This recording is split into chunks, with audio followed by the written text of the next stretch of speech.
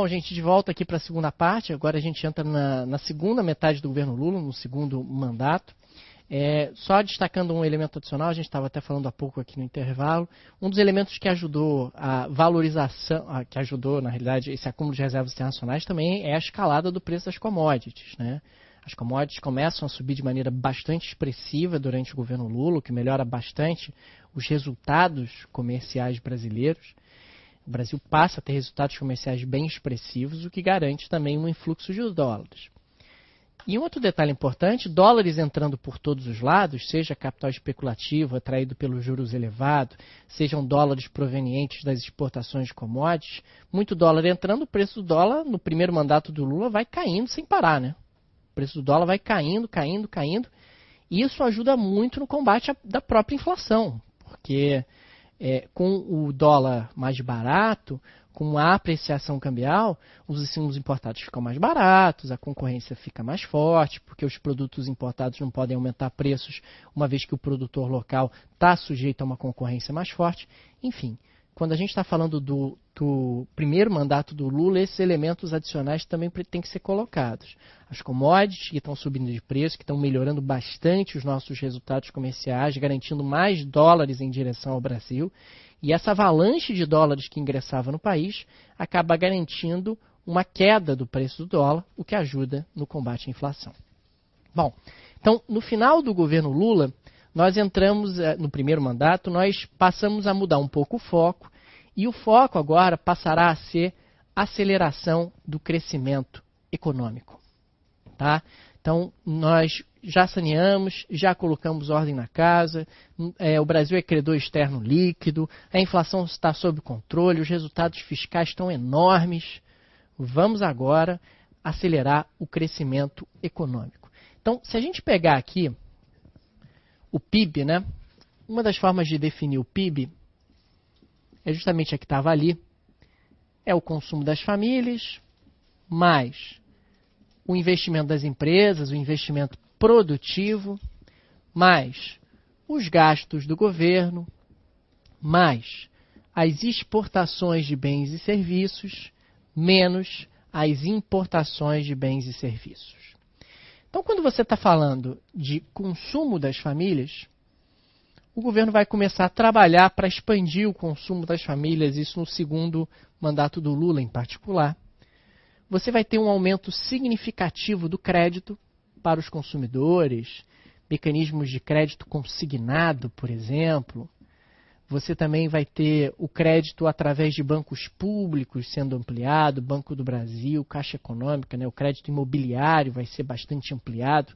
Então, o crédito vai crescer muito no Brasil a partir do segundo mandato do Lula. Além disso, nós vamos ter aumentos substantivos do salário mínimo. Você começa realmente a ter uma política mais forte de expansão do salário mínimo, do poder de compra do salário mínimo. Você vai começar a ter uma política de aumento expressivo do funcionalismo público, dos funcionários, não só de salários, quanto de concursos também. Né? Nessa segunda parte do governo Lula foi um período onde, por exemplo, o concurso do Rio Branco tinha 100 vagas, chegou a ter 110 no ano. Você vai aumentar muito o número de concursos e o salário dos funcionários públicos, aproveitando realmente esse ambiente expansivo. Você vai ter um aumento no número de beneficiários e um valor dos benefícios do Bolsa Família. Tá? Então, no final das contas, você está focando aqui numa forte expansão do consumo. Vamos acelerar o consumo, vamos ampliar o consumo para acelerar o crescimento econômico. Investimento. Você vai ter uma ampliação muito forte do volume de crédito para empresas. Você vai ter também desonerações com redução de impostos. Você vai ter investimentos das empresas estatais. E aí um grande destaque, claro, é a Petrobras, lá com o pré-sal. Você começa a ter um projeto muito audacioso de investimento das estatais. A Petrobras resolve abrir 4 refinarias ao mesmo tempo, o que é algo que soava no mínimo, sei lá, audacioso, tá? 4 refinarias ao mesmo tempo, em lugares no mínimo não seguindo a lógica de mercado, digamos assim, ou se fosse com seu próprio dinheiro, talvez você não faria naquele lugar, digamos, nesses termos, os locais que acabam sendo escolhidos para a colocação das refinarias. Então você tem aí crédito, redução de impostos, investimentos pesadíssimos das estatais, ingresso também de investimento estrangeiro direto. O Brasil faz um esforço aí para atrair investimento estrangeiro direto, inclusive com viagens do Lula. O Lula começa a ir a lugares dos mais diferentes. O Lula vai visitar o Gaddafi, não sei se todo mundo lembra. Antes do negócio desabar na Líbia, o Lula encontra o Ahmadinejad, o Lula começa a tentar atrair investimento estrangeiro para o Brasil de todos os lados possíveis. Bom, no lado do gasto do governo, você começa a ter uma expansão dos gastos. Expansão dos gastos com obras públicas, principalmente atreladas ao PAC. Você começa a gastar mais com salários, né? E aí está ligado também ao elemento que vai levar à expansão do consumo. Você vai ter também o governo ampliando a própria máquina pública, né? A própria máquina. Você vai ter também o Brasil entrando aí dentro de uma estratégia para os grandes eventos. Os grandes eventos. O Brasil é escolhido como sede da Copa do Mundo de 2014 em 2007 e o Rio de Janeiro é escolhido como sede das Olimpíadas em 2009. O que, claro, leva aí a contratação de uma expansão de gastos significativa. E pelo lado das exportações líquidas, bom, aí existem vários elementos que podem ser colocados. Primeiro, as commodities que vão continuar subindo, aliás, para o final do governo Lula, essa escalada até se intensifica. Tá? Então, as commodities vão lá em cima. O Brasil começa a prospectar novos mercados, principalmente na África e na Ásia, né? Os mercados ali dentro de uma diplomacia sul-sul. Boa parte dessa expansão dos postos de Itamaraty tem justamente essa lógica. Você vai ter uma ampliação de crédito ao exportador muito significativa, você vai ter apoio, inclusive de desonerações, apoios fiscais para exportadores. Enfim, o que eu quero colocar é que nós vamos atuar em todas as frentes para acelerar o crescimento econômico durante o segundo mandato Lula. E a estratégia de aceleração do crescimento vai surtir efeito. O Brasil começa a engatar um crescimento econômico bem mais forte durante esse segundo mandato. Fala. Se há uma ruptura em relação ao que vinha sendo feito, não chega a ser uma ruptura, né? Nós não abandonamos as metas de inflação, não abandonamos as metas de superávit primário e não abandonamos o câmbio flutuante. Mas eu concordo com você no sentido de que nós passamos a ter uma estratégia mais audaciosa para acelerar o crescimento, que pode, no futuro, trazer problemas para os pilares anteriores. Mas não dá para dizer que é uma ruptura, não. Tá? A política econômica continua em vigor. Não houve um aprofundamento que havia sido proposto pelo Palocci. O Palocci, inclusive, é substituído pelo Mantega. O Palocci cai lá no escândalo do caseiro, né? Quebrou o sigilo do caseiro. O Palocci falou demais na casa de umas amigas que ele tinha lá em Brasília também. Enfim, o negócio acabou dando uma desandada para o Palocci saiu do Ministério da Fazenda, foi trocado pelo Mantega, que era o presidente do BNDES na altura. Você também, quando eu coloco ali a ampliação do crédito, boa parte desse crédito, tá, para empresas, acaba sendo via organismos como o BNDES. Né? O BNDES, inclusive, começa, no segundo mandato do Lula, a escolher algumas empresas campeões nacionais. Algumas talvez você já tenha ouvido falar sobre elas, JBS, Odebrecht, OAS, e por aí vai. Essas empresas campeões nacionais começam a ser apoiadas de forma muito forte, com crédito, para ampliar o investimento e tornar essas empresas aí multinacionais brasileiras. Tá? O BNDES também começa a utilizar em associação com o Banco Central, uma parte de nossas reservas internacionais para apoiar essas empresas no exterior, em obras principalmente de infraestrutura.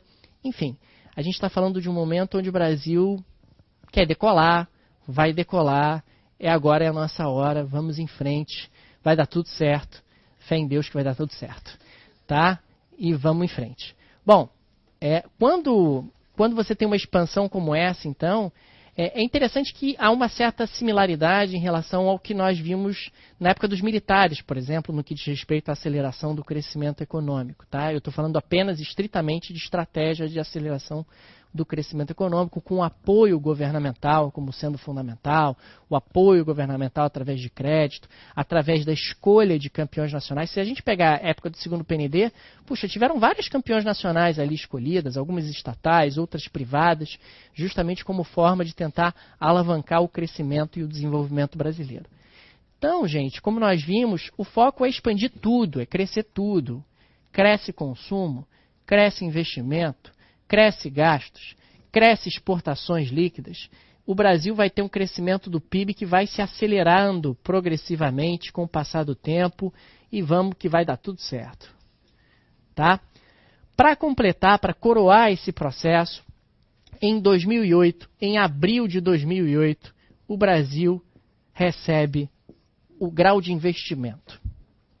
O Brasil se torna investment grade. Grau de investimento significa que as agências de risco classificam você como um país de risco baixo.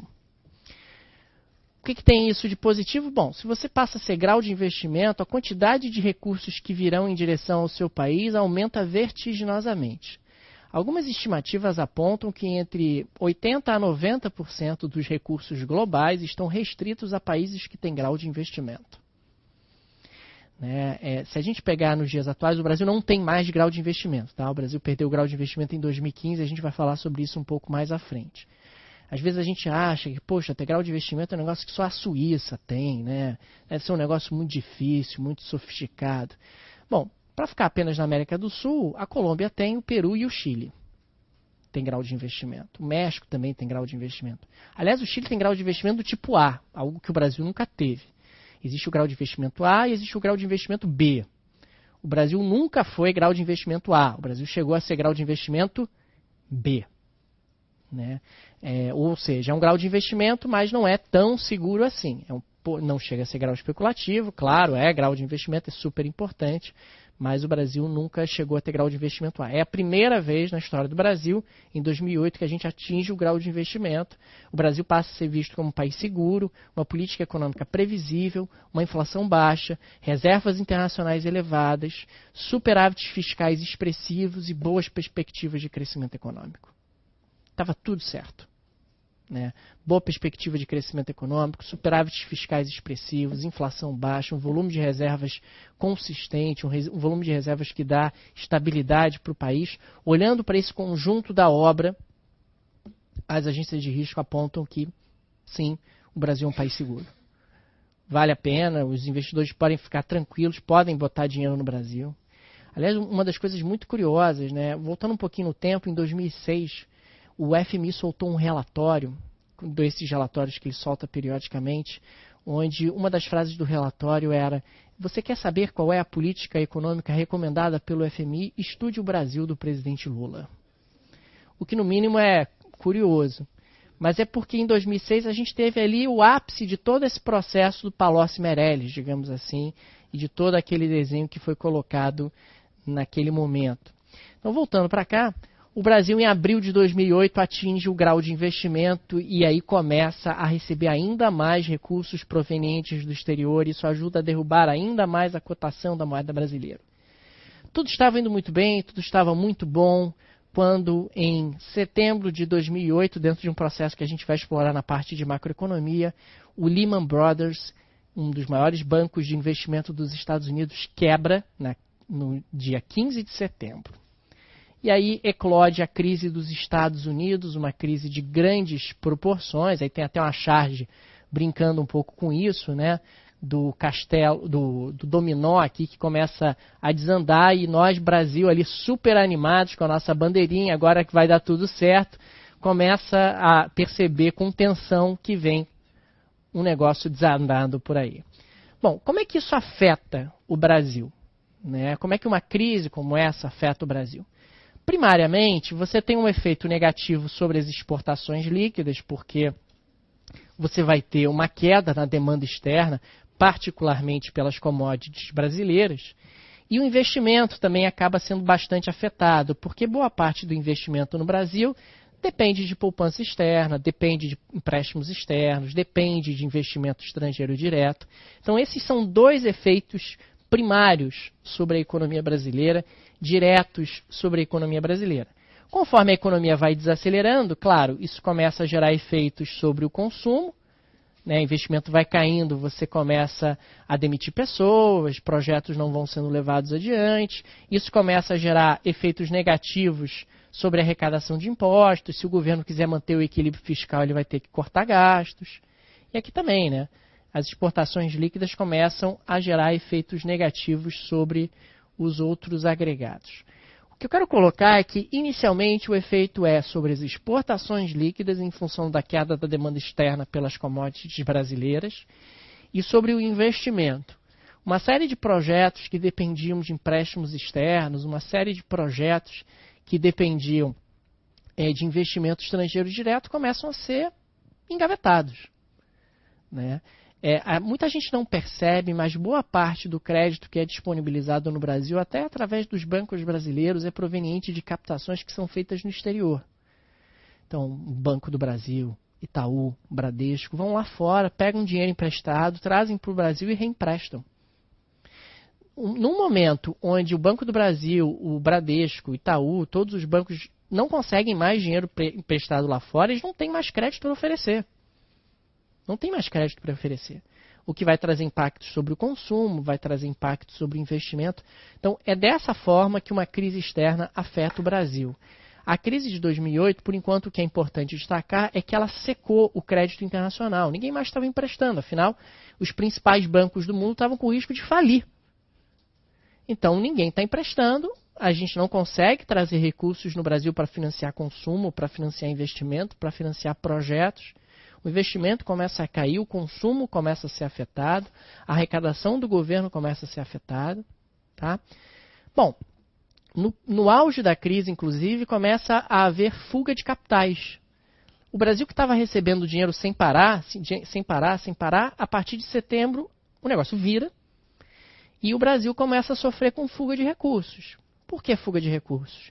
Porque principalmente os bancos estrangeiros em dificuldade começam a sacar dinheiro de onde eles têm para abastecer o caixa e enfrentar um momento de dificuldade. Isso afeta o Brasil.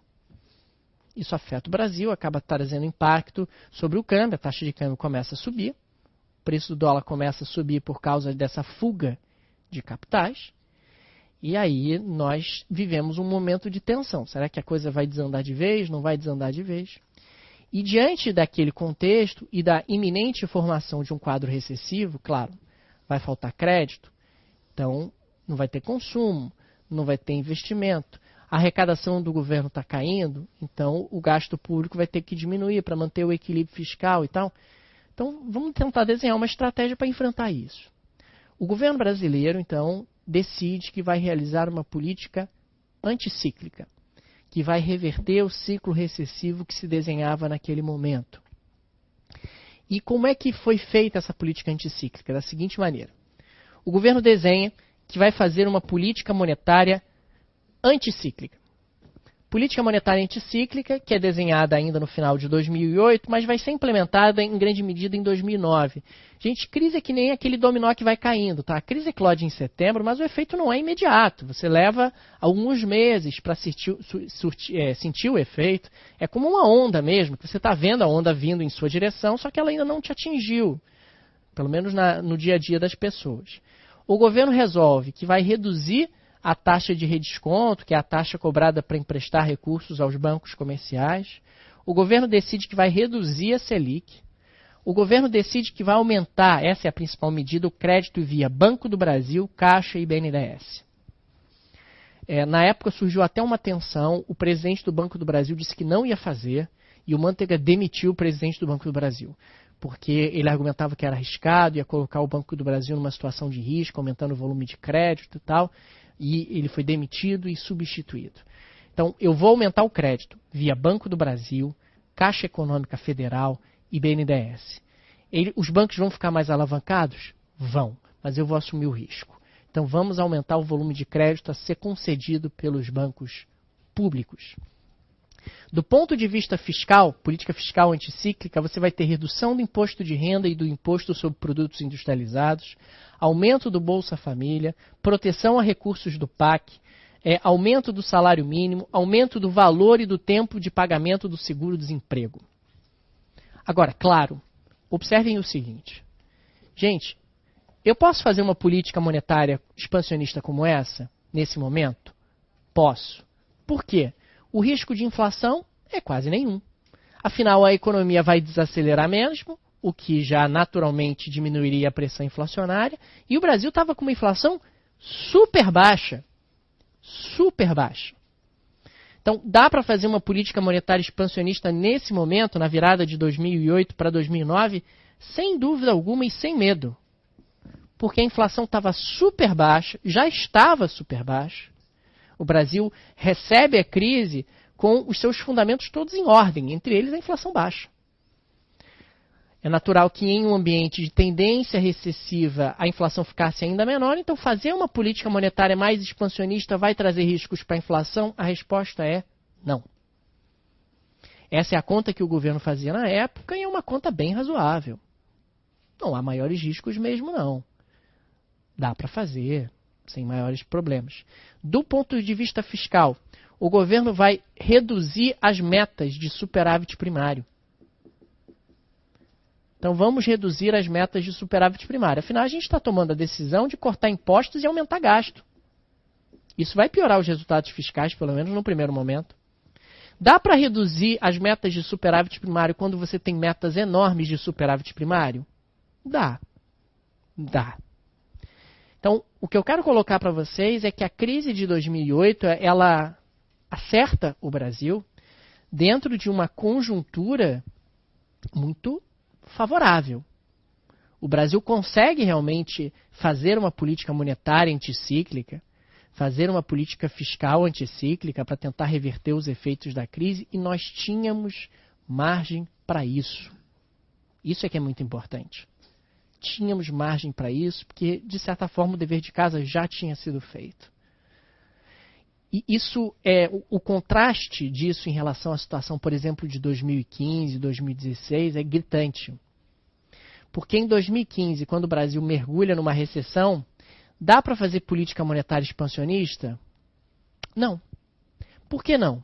Porque a inflação já estava lá em cima. Se você fizesse uma política monetária mais expansionista, a inflação corria o risco de escapar. Em 2015, dava para fazer uma política fiscal expansionista? Não. Porque em 2015 o Brasil não tinha superávit primário, o Brasil tinha déficit primário. Quer dizer, o resultado fiscal era muito ruim e o endividamento já estava crescendo bastante. E esse é o drama do Brasil, para colocar numa perspectiva comparada. Por que em 2015 a gente não fez a mesma coisa que em 2009? Porque em 2015 a situação é completamente diferente da de 2009. Em 2009 a gente tinha uma inflação baixa, em 2015 a gente tinha uma inflação alta. Em 2009 o Brasil tinha enormes superávites primários. Em 2015 o Brasil tinha déficit primário. Então, em 2015 o Brasil vai ser atingido por um contexto recessivo em condições muito adversas, onde o governo está sem margem para trabalhar. Porque, diferentemente de 2009, onde o dever de casa tinha sido feito antes, em 2015 não. Se existe uma coisa oposta ao dever de casa, é o que a gente fez antes de 2015. Né? Então, essa estratégia desenhada pelo governo Lula vai ser extremamente bem sucedida no combate dos efeitos recessivos da crise, da realização de uma política anticíclica. Gente, a política anticíclica, do ponto de vista monetário, ao ampliar o crédito, vai permitir uma recuperação do consumo, vai permitir uma recuperação do investimento. O aumento dos gastos do governo vai ter um impacto positivo sobre o investimento, vai ter um impacto positivo sobre o consumo. Quer dizer, o Brasil consegue reverter essa tendência recessiva relativamente rápido. É do ano de 2009, por exemplo, que sai aquela capa da Economist, que é o Cristo Redentor decolando, feito um foguete, porque o Brasil consegue enfrentar a crise de 2008 com alguma tranquilidade. O Brasil consegue reverter os efeitos da crise com alguma tranquilidade. Tá? A gente pode falar até um pouquinho melhor desses fundamentos, né, que permitiram ao Brasil esse crescimento econômico, essa recuperação. Primeiro, alto volume de reservas internacionais. Gente, por que esse alto volume de reservas internacionais é importante? Primeiro, se você tem um alto volume de reservas internacionais, a fuga de capitais é maior ou menor do que seria se você não tivesse essas reservas? Muito menor. Muito menor. O Brasil sofreu com fuga de capitais? Sofreu, mas essa fuga de capitais foi momentânea e muito menos intensa do que teria sido se nós não tivéssemos esse altíssimo volume de reservas internacionais. O Banco Central, inclusive, teve margem para intervir no mercado cambial, para conter a elevação, a escalada da moeda americana. Ter reservas internacionais foi fundamental. Fundamental para enfrentar esse momento com alguma tranquilidade. Quer dizer, num período relativamente curto, a fuga de capitais, que não foi tão intensa quanto seria se o Brasil não tivesse reservas, acabou. Já em 2009, no início de 2009, o Brasil já volta a receber recursos estrangeiros, já volta a receber capital especulativo, investimento produtivo e tal. É impensável acreditar que isso teria acontecido se o Brasil não tivesse um volume de reservas internacionais extremamente expressivo. Então, o acúmulo de reservas internacionais dos anos anteriores foi fundamental. Fundamental. Sem isso, não dava para ter enfrentado a crise com tanta tranquilidade. Segundo, um sistema financeiro fortemente regulado. Na aula passada eu falei sobre a reforma do sistema financeiro feita durante o governo do Fernando Henrique, né, com a extinção dos bancos estaduais, com socorro, inclusive, a alguns bancos privados. Pois é, naquela época, o sistema financeiro brasileiro ele foi socorrido, uma série de bancos estavam em dificuldade até com o fim da inflação. Alguns bancos brasileiros não sabiam ganhar dinheiro oferecendo crédito, quando a inflação desapareceu no Brasil. Né, não sabiam, eles ganhavam dinheiro com a inflação. No momento que a inflação acabou, eles não sabiam mais como ganhar dinheiro. É o caso do Banco Nacional, do Banco Bamerindos, do Excel Econômico. Uma série de bancos começam a enfrentar problemas quando a inflação desaparece no Brasil e o Banco Central sai socorrendo vários bancos, sai saneando o sistema financeiro. Só que o Banco Central vai socorrer os bancos, mas vai colocar como contrapartida um marco regulatório extremamente agressivo. Os bancos brasileiros são extremamente regulados. Tanto isso é verdade que veio a crise de 2008 e quantos bancos vão quebrar no Brasil? Você não é capaz de lembrar de nenhum. Até teve, mas bancos muito pequenos e o efeito é muito pontual. Muito pontual. Ninguém sente nada mais grave em relação a isso. É interessante que a crise ela eclode ali em setembro. E setembro, no período de setembro ali, é mais ou menos o período do dissídio dos bancários. E aí eu lembro que uma coisa que me chamou muita atenção é que naquele ano, usualmente, a Febraban não quis negociar e além de não querer negociar, não fez nada para combater a greve. E aí a greve teve uma adesão recorde no Brasil, a greve dos bancários, as agências todas fecharam. Interessante, né? Porque naquele momento, a coisa mais interessante que podia acontecer para a Febraban era fechar as agências. Porque dentro de um contexto de crise bancária lá fora, e que poderia afetar o Brasil naturalmente, qual é a tendência das pessoas? Correr para sacar o dinheiro que está no banco. E se correrem para sacar, o banco pode enfrentar dificuldades e eventualmente quebrar. Mas se tiver uma greve, não dá para sacar. Olha que pena. Uma greve, gente, é uma greve, direito constitucional aí dos bancários, né? Não posso fazer nada. Mas eu queria fechar minha conta e sacar todo o dinheiro que tá. Não pode. Só pode sacar 500 merréis no caixa eletrônico, tá? Para pagar as contas e tal. Pode usar o internet banking aí também, que seja feliz. Mas infelizmente eu não tenho como abrir a agência para você fechar a conta, tirar o dinheiro todo de lá. Foi muito oportuno, inclusive, aquilo. O que ajudou também um pouco os bancos a enfrentarem aquele momento mais agudo da crise. né? Os bancos acabaram estando em grande medida, largamente fechados, as agências fechadas por conta de uma greve. Bom, e o sistema financeiro fortemente regulado, nesse momento foi muito importante, porque evitou que houvesse uma quebradeira de bancos no Brasil. Não teve quebradeira de bancos no Brasil. Não teve quebradeira de bancos no Brasil. O Banco Central realmente, por ter regulado, por ter um sistema bancário muito controlado, acabou evitando qualquer tipo de contágio do sistema financeiro americano sobre o sistema financeiro brasileiro. O tripé. Gente, o tripé foi muito importante. Por quê? Câmbio flutuante. O câmbio flutuante é importante em momentos como esse? Claro que é, porque no momento em que começa a ter fuga de dólares, o preço do dólar sobe. No que o preço do dólar sobe, desincentiva a fuga. Então, o câmbio flutuante é uma novidade em relação a momentos anteriores da economia brasileira, que nós havíamos estudado. Câmbio flutuante começou a ter fuga de dólares, o preço do dólar sobe, desincentiva a fuga. O câmbio flutuante ajuda a amortecer em uma situação como essa, a fuga de capitais e o desequilíbrio do balanço de pagamentos. Metas de inflação. As metas de inflação foram super importantes, porque na prática, como o Brasil estava com uma inflação super baixa, ele pôde, sem medo de ser feliz, implementar uma política monetária expansionista. Porque as metas vinham sendo cumpridas, e nós não vamos mexer na meta de inflação, mesmo fazendo essa política monetária expansionista, e nós continuamos tendo credibilidade, todo mundo continua confiando que o Brasil vai cumprir as metas de inflação, afinal o Brasil vinha há anos cumprindo a meta de inflação. Se o Banco Central, se o Meirelles está dizendo que vai cumprir a meta, eu acredito. Eu acredito que vai cumprir a meta, acreditou e cumpriu a meta de inflação. Então, o regime de metas de inflação facilita muito num ambiente como esse, afinal as metas vinham sendo cumpridas, o Brasil estava com uma inflação super baixa, estava com margem para fazer uma política expansionista para estimular a economia, e o Banco Central tinha muita credibilidade, se ele está dizendo que vai cumprir, eu acredito. Metas de superávit primário. O Brasil tinha resultados primários super expressivos. Consequentemente, reduzir um pouco as metas de superávit primário para fazer uma política expansionista e estimular a economia não gerou nenhum drama. Sem drama, sem problemas, temos margem para isso, os nossos resultados primários são ótimos, a gente vai reduzir um pouquinho, mas a economia vai se recuperar, a arrecadação aumenta e a gente volta a ter superávites primários bons. Não tem problema, vai dar tudo certo, a gente pode, dentro de um contexto como esse, a gente já fez o dever de casa, e já tendo feito o dever de casa, a economia brasileira vai deslanchar. Alta relevância do mercado interno. O mercado interno brasileiro é muito mais importante para o nosso PIB do que o setor externo. Quando começou isso? Lá no governo Vargas, nos anos 30, lembra que a gente deslocou o eixo dinâmico do setor externo para o setor interno? Pois é. Até hoje, o PIB brasileiro é altamente dependente do mercado interno.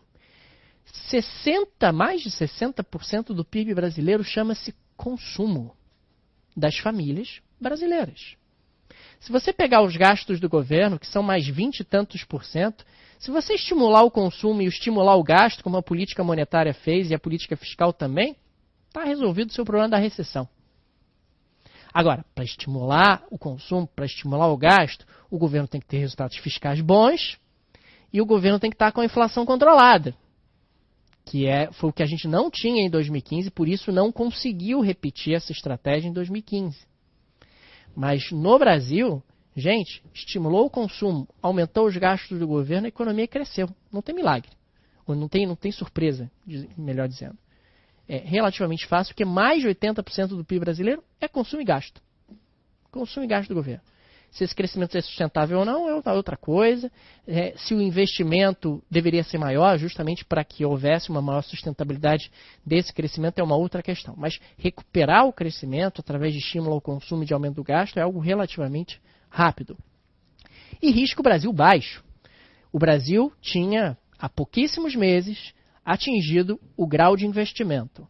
Tendo atingido o grau de investimento, o que acaba acontecendo é que a fuga de capitais vai ser muito menor do que seria se nós não tivéssemos atingido o grau de investimento. Né? Então, o Brasil começa a receber de volta recursos muito rapidamente, e daí essa capa aqui fazendo referência justamente à decolagem do Brasil. Né, a decolagem do Brasil em função justamente de um processo de recuperação rápido. Um processo de recuperação rápido por conta de uma política monetária anticíclica que, através do crédito, recuperou o consumo, recuperou o investimento das empresas, que, através de uma política fiscal expansionista, aumentou o gasto do governo, estimulou o consumo. Então, essa é a política que o governo está fazendo para reverter os efeitos da crise econômica de 2008 sobre a economia brasileira. Os efeitos foram rápidos e significativos. Então, se a gente observar aqui o período posterior, em 2009, a recuperação do crescimento brasileiro é absolutamente espetacular, em grande medida impulsionada pelos estímulos fiscais e monetários. Esses estímulos são mantidos ainda no ano de 2010. E o crescimento econômico aumenta ainda mais no ano de 2010. No ano de 2010, o Brasil atinge uma taxa de crescimento de 7%. É o crescimento brasileiro em 2010. 7% é o crescimento do PIB brasileiro em 2010, em grande medida pela manutenção dos estímulos. Os estímulos são mantidos durante todo o ano de 2009, os estímulos fiscais e monetários, e durante boa parte do ano de 2010. Boa parte do ano de 2010. Claro, no final do ano de 2010, a inflação começa a dar sinais de querer subir, né? Porque a capacidade produtiva já não estava dando mais os mesmos sinais que tinha antes de acomodação.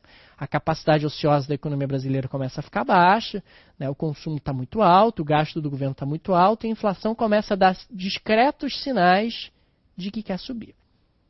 Né? Isso no ano de 2010, é dentro desse contexto que vai terminar o governo do Lula. Mas, ao mesmo tempo, dentro de um contexto de muita euforia. Puxa, o Brasil está com crescimento em 2010 de 7% ao ano. 7% ao ano. Um crescimento que, em grande medida, foi resultado de uma política de estímulos que foi implementada ao longo do ano de 2009 e durante boa parte do ano de 2010. Lembrando, quando você está falando dessa política de estímulos, você está falando principalmente de aumentar o crédito para o consumo, aumentar o crédito para as empresas investirem, em particular as campeãs nacionais, aumentar os gastos do governo, aumentar salário mínimo, aumentar salário do funcionalismo, aumentar benefícios sociais, mais obras públicas. Tudo isso vai levando a uma aceleração do crescimento econômico. Se você somar isso, a euforia de que o Brasil ia ser sede da Copa, sede das Olimpíadas, os brasileiros estão muito otimistas no ano de 2010. Muito otimistas no ano de 2010, no final do governo Lula, porque realmente os sinais econômicos são muito positivos. E aí vem a campanha de 2010. E surge o fato novo e curioso que eu havia mencionado para vocês. Os dois principais candidatos, o Serra e a Dilma, prometem que vão acabar com a autonomia do Banco Central. Afinal, esse Banco Central autônomo fica sendo capturado pelos banqueiros. Esses banqueiros querem manter o juro alto, eles plantam a inflação para colher juros. Era um discurso que os dois comungavam bastante, num certo sentido. Né? Sempre tiveram uma visão muito crítica dessa autonomia do Banco Central, dizendo que o Banco Central deveria estar menos preocupado com a inflação, o Banco Central deveria estar mais preocupado com o crescimento econômico. Particularmente diziam que o Meirelles tinha poder demais, né, que o presidente do Banco Central estava com poder demais, que você deveria ter um governo brasileiro mais comprometido com as pessoas, mais comprometido com o crescimento econômico, menos comprometido, menos preocupado com a inflação. Tá? É dentro desse contexto que o Brasil passa pela eleição de 2010, até porque havia uma percepção de que a aceleração do crescimento era resultado, de certa forma, da flexibilização da política monetária e da política fiscal. Então, puxa, a partir do momento que eu expandi a política monetária e que eu expandi a política fiscal, ótimo, acelerou o crescimento econômico, tá vendo? Poxa, se eu tivesse feito isso há mais tempo, eu poderia estar tendo crescimento econômico há mais tempo. Só que tem um detalhe. Quando você acelera a política econômica dessa forma, isso é sustentável? Não. Isso não dura para sempre. né? Isso funciona dentro de um contexto onde você tem uma alta capacidade ociosa, isso funciona dentro de um contexto onde as coisas estão mais ou menos arrumadas. Agora, esse crescimento por estímulos, ele não se sustenta o resto da vida. Porque a partir do momento em que a capacidade ociosa começa a diminuir, você começa a ter aumento de inflação, você começa a ter desaceleração do crescimento econômico, problemas em termos de arrecadação. Tá? Então, apenas temos que tomar cuidado com isso. Como mecanismo de estratégia de enfrentamento de uma crise, política anticíclica é genial. Funciona pra caramba. Mas é algo que tem que ser pontual e retira. E mais, esses estímulos eles deram certo de novo. Isso é muito importante, porque tinha sido feito todo um dever de casa antes. Você estava com resultados fiscais bons, você estava com uma inflação sob controle, o Banco Central tinha muita credibilidade, as expectativas estavam positivas. Tudo isso precisa ser levado em consideração quando você faz a sua análise. Mas o fato é que no final de 2010 há um sentimento de que nós temos que mudar. A partir do momento em que houve uma flexibilização dessa política monetária, a partir do momento em que houve uma flexibilização da política fiscal, o Brasil deslanchou. O Brasil deslanchou, então o caminho é esse. Vamos flexibilizar a política monetária, vamos flexibilizar a política fiscal. Porque isso é que vai abrir espaço para mais crescimento econômico. A gente pode ser um pouco menos preocupado com a inflação, pode ser um pouco mais relaxado com a inflação, mas se a gente oferecer os estímulos corretos, a economia brasileira vai deslanchar. A economia brasileira vai acelerar o seu crescimento econômico e a gente vai ter aí um período de muita estabilidade, muita sustentabilidade, muito crescimento, muita geração de emprego. Então, é dentro desse contexto que o governo da Dilma começa, acreditando que flexibilizar é o caminho. Flexibilizar a política monetária, flexibilizar a política fiscal. Flexibilizar significa soltar. Uma política monetária mais frouxa, mais expansionista, mais crédito para as pessoas consumirem, para as empresas investirem. Uma política fiscal mais frouxa significa mais gasto. Vamos empurrar a economia para frente. Vamos estimular a economia. Essa é a lógica que está sendo construída, é o consenso que está sendo construído no final de 2010, acreditando que o que nós vivemos agora nos últimos 2 anos é resultado justamente dessa flexibilização.